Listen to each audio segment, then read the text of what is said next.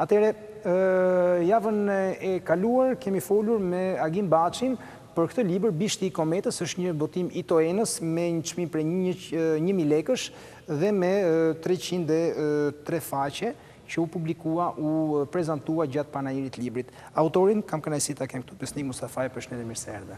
Mirëmbrëma, mirë se u gjeta. Nuk pata mundësi ta megjithëse dje bëra 2 tweetet njëri pas tjetrit, pra 2 mesazhe në Twitter që do të ndiqni Besnikun pas pak, pastaj bisedë me zotin Mustafaj do të kemi mundësi ta ndjekim nesër. Nuk pata mundësi ta bëjmë për shkak të një aktiviteti politik Partisë Demokratike. Ju bëj një pyetje për të filluar pak nga ajo që ju e keni lënë pas politika. Ju vjen keq që nuk ishit tek ajo mbledhja e djeshme, po ishit këtu me mua në studio duke pritur? Mua nuk vjen keq as pak që nuk jam tek ajo mbledhja, mund të isha nëse do e kisha dashur një gjë të tillë, pra është zgjedhja ime personale për të qenë diku tjetër në kohën që bën mbledhje të tilla. Dakor, atëre është, unë e thash dhe dje, përfitoj nga rasti ta them dhe sot. Besnik Mustafaj është larguar nga politika me dëshirën e tij dhe është tërhequr në vetminë e shkrimtarit. Pse them vetminë e shkrimtarit? Sepse ju e prekni tek Bishti i Kometës. Agim Baçi thotë që është një libër ky që të bën të kuptosh autoportret me teleskop, një roman që unë them drejtë nuk kam pasur mundësi ta lexoj, por që dikush ma ka mburur jashtëzakonisht shumë. Çlirim gjata, mund ta them zotin gjata, ma ka mburur shumë. Dhe thotë që ky është një libër për të kuptuar një tjetër libër. Gjithsesi unë këtë libër nuk e, nga që se kam lexuar atë dhe unë mu them që te ky libër unë kuptoj çfarë mendon Besnik Mustafaj për të shkuar deri diku. Normal, domethënë mua më vjen mirë që ju gjykoni mbi këtë libër. Pra ky është një libër që ekziston në vetë, është një libër me ese. Sigurisht që Agim Baçi si një ndjekës i letërsisë, si një studius i letërsisë, shef kontinuitetin dhe komplementaritetin që kanë tek një shkrimtar një vepër fiksioni siç është autoportret me teleskop me një vepër me eseistik, me refleksione siç është Bishti i Kometës. Ky nuk është një libër për të kuptuar historinë, do të thënë historinë në vetvete, është një libër për të kuptuar rolin që ka e kaluara, qoftë e kaluara individuale, qoftë historia e kaluara e mjedisit ku jeton shkrimtari, apo qoftë edhe historia me hë të madhe që është historia kombëtare. Pra marrëdhëniet me shkrimtarin, marrëdhëniet specifike që ka me shkrimtarin e kaluara, historia në vetvete, sepse e kaluara bëhet histori kur është një e kaluar serioze dhe sidomos kur përtypet, si të thuash, nga shkrimtari, ajo do e mos që bëhet letërsi. Zoti Mustafaj, mua më bën shumë përshtypje që momentin kur e filloni, ju zgjidhni dhe e kam vënë re të një libër që ju nuk jeni dakord ti krahasoni. Fletoria rezervate kam këtu që është botuar fillimisht në frëngjisht me page réservé, ja pra, dhe që ka qenë një libër i porositur nga botuesi francez i juaj, dhe ju në atë morinë e punëve tuaja diplomatike si ambasadori i Shqipërisë në Francë zgjodhët një moment dhe ulët për ta shkruar. Shënime jashtë valigjes diplomatike keni, do ta prek pak më vonë. Por ju thoni që këta nuk ngjajnë, njëri është ditar, tjetri është shese. Megjithatë unë shoh diçka të përbashkët dhe ndoshta është perceptimi im personal, që ju zgjidhni në një mënyrë shumë simpatike, për mendimin tim, pra duke futur personazhe, për të dhënë grind sa mori, pra ajo që të bën përshtypje tek Bishti i Kometës që duke mbetur tek e shkuara, tek ndikimi sa ju të godisni që në moment në parë me grind sa informacionesh mbi atë që ishte Shqipëria e viteve 70-80. Kjo është si e bëni këtë? Nuk e bëni, domethënë me një rrëfim ne s'kishim ta hanim, po duke përfshirë njerëz real, gjyshin, maman, babain, maman më pak babain, rolin e tij, domethënë pse them, sepse këtë gjetë fletoria rezervat, që shërben për reflektime të tjera. Këto janë refleksionet e një shkrimtari, pra eset janë refleksionet e një shkrimtari, janë sprovat e një shkrimtari, nuk janë sprovat e një shkencëtari, një historian, një akademiku, një profesor i universitetit. Detyrimisht që shkrimtari niset nga episode konkrete për të arritur, për të bërë përgjithësimet e tij, apo përqasjet e tij ndaj fenomenit caktuar. Dhe mbetja tek përvojat personale ka qenë zgjedhje në këtë libër, në të tjera mund të mos kem përvoja personale, kur bëj eset tjera, por në këtë libër ka një qasje se si përvojat personale janë bërë, si të thuash, lëndë për letërsinë time. Pra është krejt normale që atyre që kam përjetu vetë, ku kam qenë i pranishëm, do t'ju drejtohem. Shumë prekse një moment kur ju kam përshtypjen se këtu është shkrimtari, ai që e nxjerr, që i vjen, nuk e di, besoj ju vjen instinktivisht kjo, po në një moment për të thënë se sa keq kemi jetuar, nuk thoni se sa keq kemi jetuar, po thoni kur vajtet për herë të parë në Francë, gjyshja, juaj, që ishte një malsore që ju e përshkruani, thot një moment, sa njerëz kanë në Paris. Dhe kjo është shumë e bukur, kjo është për ta thënë dhe për teleshikuesit. Pra, momenti është i tillë nderuar teleshikues që gjyshja e pyet zotin Mustafaj, pra kur ishte i ri dhe vajti për të parë në Paris, sa veta ka Parisi? Dhe ju thoni, Parisi me gjithë rrethinat ka 3 herë më shumë Shqipëria. Tani po të pyet seriozisht të gjyshja, po aq, dhe pyetja që ishte për, po si ja bëjnë për t'ju shqyrë gjithë ata njerëz? Po, pastaj jo, kjo dakord, po është një mënyrë shumë interesante dhe shumë prekse për treguar sa të varfër kemi qenë ne. Sigurisht që unë midis shumë kujtime që ka çdo njeri kam zgjedh ato që më shërbejnë, por ajo ishte një grua e cila ankthi i saj, gjithë jetën e saj kishte qenë të gatuan dhe të kishte për musafir dhe për njerëzit e shtëpisë të gatuanin, për të bënte zonjën e shtëpisë. Dhe ajo nuk mund ta besonte pse familja saj, vendi saj, do të thënë Shqipëria, në Tropoja, pastaj Shqipëria ishin varfëruar. Ajo mendonte se siç ka qenë pasuria e përbotshme kur i kishte qenë re, edhe varfërimi do të ishte një fenomen i përbotshëm. Por dhe prandaj çudia e saj ishte si ja bëjnë tha për t'ju ushqyer gjithë ata njerëz. Pra, ajo nuk besonte se mund të ishte ndryshe në Paris përveç se si në Shqipëri, me të njëjtën mënyrë qasja ndaj bollokut. Dhe mua më erdhi mirë, këtë ditë lexova një libër të një hulumtuesje të Universitetit Evropian Tiranës, e cila ka bërë Timesin, paraqitja e Shqipërisë në Time, në revistën Time, që nga 23 duket e deri në vitet 90. Por gjeta një moment aty që është përputhet plotësisht me këtë që kam thënë, sepse thot një gazetari i Time që arrin të vinë në Shqipëri në 61-shin, 62-shin duket, thot shkruan në Time se shqiptarët mendojnë, thota, se gjithë bota është varfëruar njësoj si ata. Domethënë, ishte një përkim shumë i mirë për të kuptuar se realisht njerëzit e zakonshëm, një nga arsyet pse e pranuan, ndoshta do të thosha unë, ose unë nështruan, aq sa unë nështruan ndaj atij regjimi, ishte se mendonin se smundjet janë universale, janë globale, gjërat keqe. Njerëzit e pranuan apo sistemi me një farë zgjuarësie të ligë? Makina propagandistike ishte ajo që ishte dhe ne e dim dhe se është momenti këtu ta zbërthejmë. Por në perceptimin e njerëzve, përderisa ishte Bashkimi Sovjetik, ishte Kina, ishte Bullgaria, ishte Polonia, bëhet një gjë globale dhe ata besonin se ishin. Me që jemi këtu, tani po mendoj një pasazh shumë interesant. Ju në momentin kur u kthyet për herë të parë nga jashtë dhe thoni ishte shumë interesante që njerëzit flisnin për dritat, për qytetin, po ju se si jetonin, sepse duket sikur edhe këtu janë breza të ndryshëm, Endri. Sikur donin ti nxirrni se po t'i thojë që nuk, domethënë punëtorët aty nuk vuajnë, duket sikur i nxirrin nga kjo zgjendër ku ishin. Pra nga kjo ide. Domethënë unë ka dy qasje aty, ka dy prerje teksti letrar. Një është brezi i gjyshes time, ai brez, dhe një janë mjedisi im, do në kuptimin këta intelektual të rinj, poetët, me këta nuk mund të flitej, sepse ne ishim të informuar, ne dinim gjuhët huaj, ne dëgjonim radiot e huaj, ne i bënim gjitha. Por në bisedat e tavolinës, në bisedat e zakonshme, në mënyrë që të mos, në më thënë, e para të mos shmangej magjia që kishin për atë, do flisje për bukurit e Parisit, nuk do flisje për hallet e Parisit. Ju si një shembull e atij të personit që i binte dajres, që në momentin kur në Paris pa gjithë Parisi me drita, tha, si pema vitit të ri, atë shka mu për të treguar njerëzve. Do më thënë mereshit me pjesën... Po, kjo ishte pjesa që na intereso, që kishtë në gjallë të kuriozitetin, pjesa magjike, pjesa spektakolare, pjesa, nuk duhet parë, flasim për të rinj të asaj periudhë, të fillimit viteve 80, për djem dhe vajza 22, 26, 25, 24 vjeçare. Metemi prapë të ke shkuara diku. Në një moment kur u prishën kisha dhe xhamiat, ju vjeni përpara një dileme. Tani unë nuk e di sepse sinqerisht për fletoria rezervat, për shembull kam disa detaje që janë shumë të vogla që nuk i heqin gjë rrëfimit, që e di që janë jo zbukuruar, po lehtësisht thënë ndryshe, thënë në mënyrë letrare. Tani unë nuk e di këto gjitha detajet e Bishti i Kometës janë reale? Të gjitha janë reale, janë absolutisht reale. Por detaje ka krahasuar me masën e refleksioneve të mia janë 1 me 3 raporte. Absolutisht, dakord. Jo, sepse dua të jap një fakt real që ju e thoni të tillë që në një moment, një javë u smurët kur ishit fëmijë, sepse nuk do të shkonit në shkollë, sepse kishit një problem shumë të madh.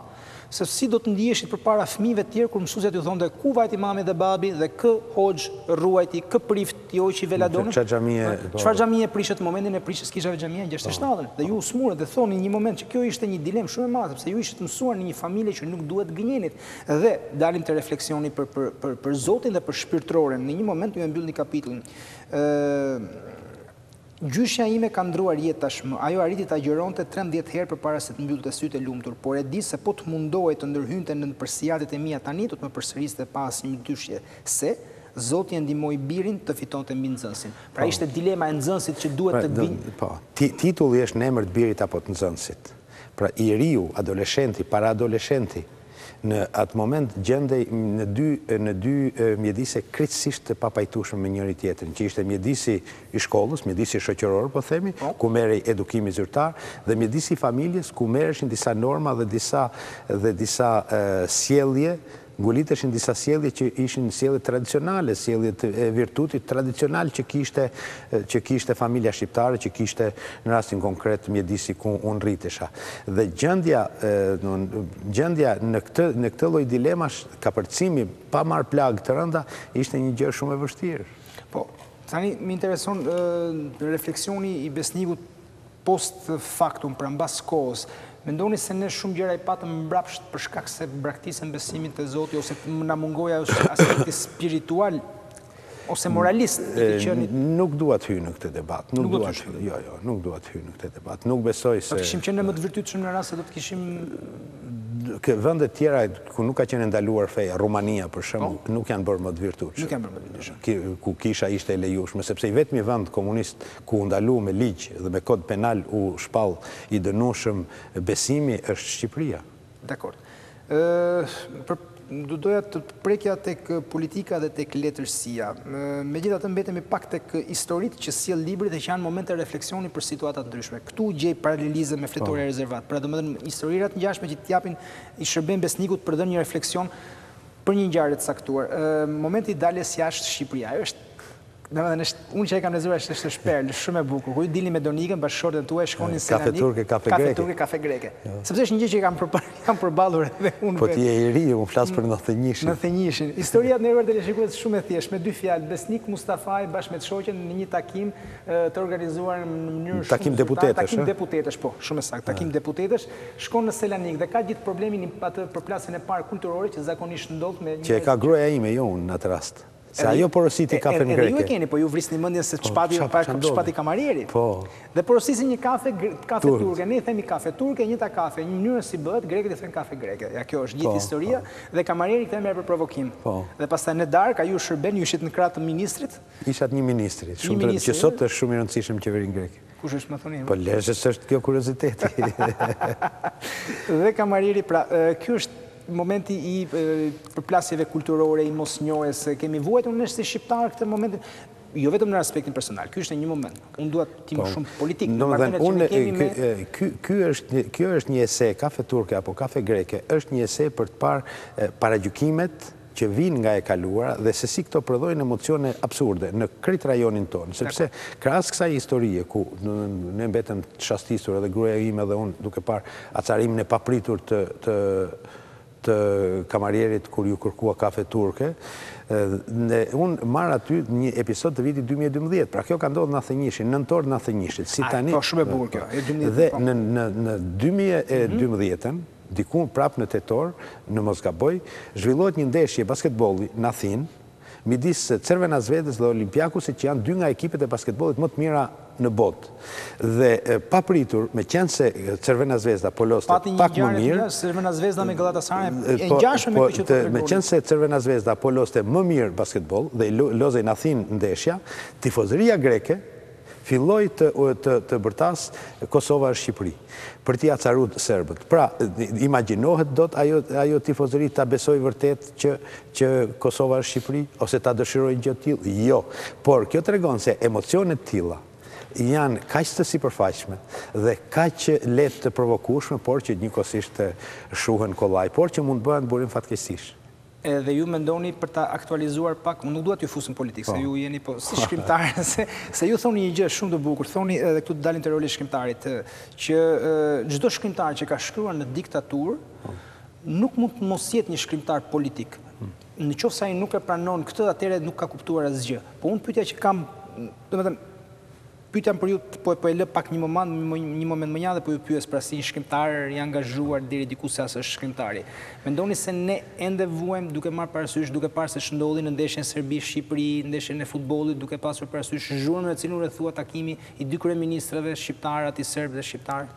Po sigurisht që këto janë, ne vuajmë, rajoni vuan ende. Unë solla sjell në esen time kam një refleksion dhe 2-3 episode nisur nga Greqia, por ne pam shumë më afër se kjo, i pam 2014, në vjesht 2014, se ç'a ndodhi në Beograd dhe gjithë përfshirja e rrjeteve sociale në këtë lloj debatit që absolutisht ishte i egzageruar, ose heroizimi i Edi Ramës, pse tha një gjë që shkruhet në të gjitha dokumentet ndërkombëtare sot. Nuk është heroizëm pse tha, e kundërta do ishte burrat sakri, po mos e thoshte. Po edhe po të mos e thoshte nuk do të ishte asnjë çudi sa ai s'kishte shku atje për këtë gjë. Por edhe duke e thënë mirë bëri, se ai nuk e tejkaloi as pak atë çka është në të gjitha dokumentat ndërkombëtare që aty në mes të Beogradit kryeministrit apo presidentit serb ja thot John Kerry, ja thot Merkel, ja thot kryeministri francez dhe këta nuk e quajnë provokim.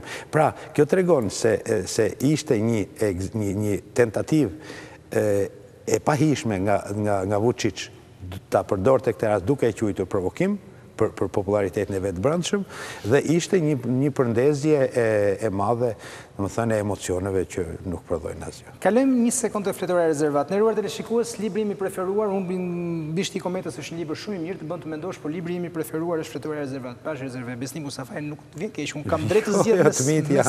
Të mit janë. Më bën shumë përshtypje, do ta lexoj pak. E diel me që jemi pak çaste më parë kisha një bisedë me drejtorin e kulturës në Bashkinë e Tiranës, bashki e cila si bashki që drejtohet nga Partia Demokratike, nga forcat e Partisë Demokratike, nuk e përkujton 29 nëntorin si ditën e çlirimit. Tek Fletorja e Rezervat, pra plazhi rezerves, është botuar fillimisht në Francë, pastaj është përkthyer vite më vonë në Shqipëri, ka këtë pasazh. Është e diel 94, ja ku jam. Po pra. E diel 8 maj 1994. Deri para një viti e dija se Reichstagu kishte rënë më 9 maj 1945. Kështu shkruaj në gjitha tekstet shqiptare të historisë dhe unë se kisha vrarë mendjen më tepër. Këtu në Paris zbulova se për gati 50 vjet në dy gjysmat e Europës së ndarë me perden e hekurt ishin përkujtuar 2 data për të njëjtën festë. Pra, 8 maj dhe 9 maj. Për fundin e nazizmit. Fundin e nazizmit. Po. Dhe me thënë, nuk kemi vetëm në shqiptarët peng i historisë se kur jemi shliruar nga nazizmi, dhe Europa vetë.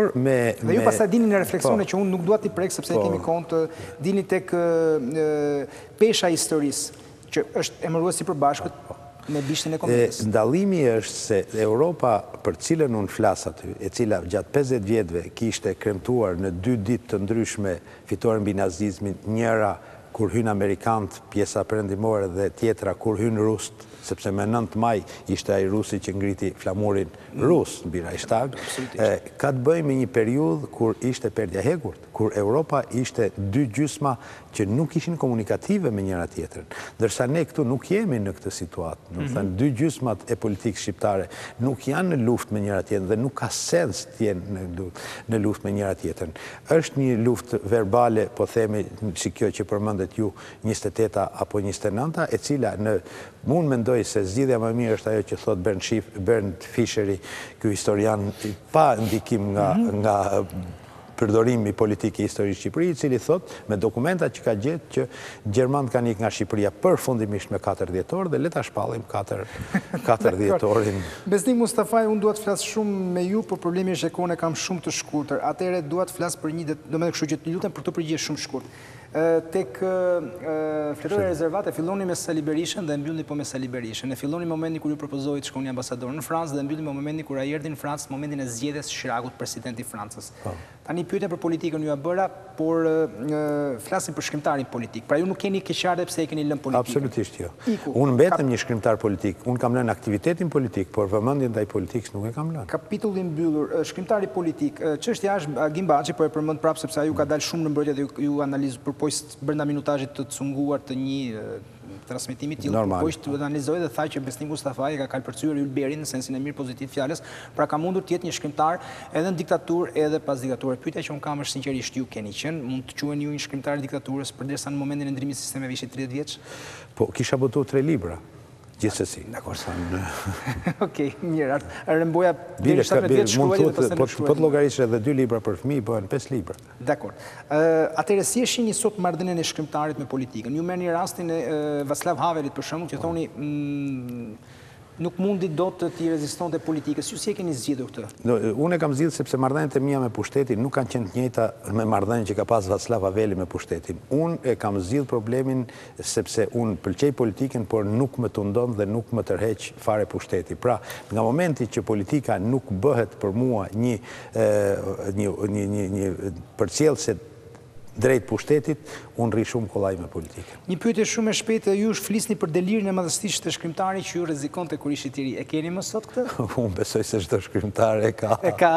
Por varet si e dominon, si e... Pyesni njerë kur ishim të rinj dhe student Mark Markun, cili është poeti më i mirë i ri, thonë pas me filloni. Mirë, edhe fundit për momentin për të tashmen dhe të ardhmen në atë dualitet që keni me shkrimtarin politik dhe ish politikanin. Ju shkruani në këtë libër, pra Bishti i Kometës, që është ideja se sa pesha e të ardhmes kanë ndikim mbi të shkuarën. Kjo është metafora e shkuarës mbi të ardhmen. Kjo është metafora e Bishtit të Kometës.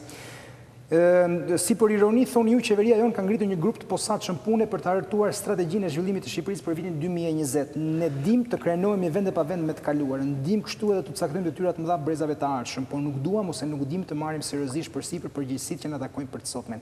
Jemi frikacak apo të pandershëm me veten? Kjo është çështja. Keni përgjigje për këtë? Unë besoj se jemi të pandershëm me veten. Jemi pandershëm me veten. E kam fjalën për politikën. Besnik Mustafaj, shumë faleminderit që ishit këtu me ne. E pritëm një dje sot, po besoj që...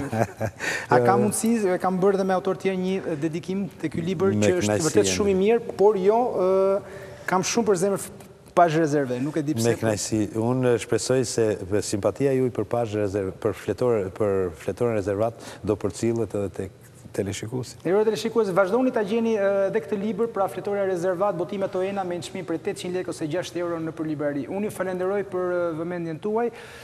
Studio ABC rikthehet sërish nesër, bashkë mirupafshim. Kemi qenë sot me Arben Skënderin, Besnik Mustafajin dhe Nertan Priftin për të parë lajmet kryesore ditës dhe bisedat tona. Bashkë mirupafshim.